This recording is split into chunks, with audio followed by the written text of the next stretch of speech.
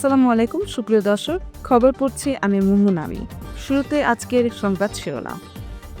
নির্বাচনের দিনক্ষণ এখনও বলা যাচ্ছে না, আরও কিছুদিন পর জানাবেন বলেন সিইসি। শপথ নিলেন সিইসি ও 4 কমিশনার। তত্ত্বাবধায়ক সরকার ব্যবস্থা বহাল করার বিষয়ে সবাই একমত, জানালেন সুজনের বদিউল আলম। নির্বাচন যত দেরি হবে ষড়যন্ত্র তত বাড়বে বলে মন্তব্য করেছেন তারেক রহমান। সংবিধান তত্ত্বাবধায়ক সরকার যুক্ত ও রাজনৈতিক দল নিষিদ্ধের বিধান চাইলেন আন্দালিফ রহমান পার্থ। সরকারি কর্মচারীদের সম্পদ বিবরণী জমা দেওয়ার সময় বাড়ানোর সিদ্ধান্ত।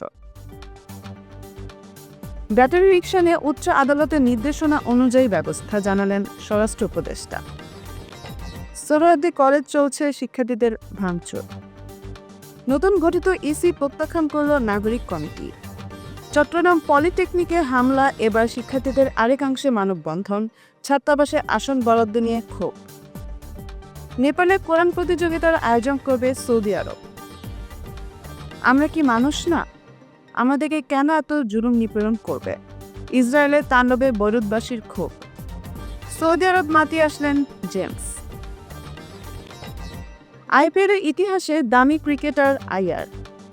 এতক্ষণ সঙ্গে থাকার জন্য অসংখ্য ধন্যবাদ। i1TV সঙ্গে থাকুন। নিয়মিত আপডেট পেতে ভিজিট করুন i1tv.news।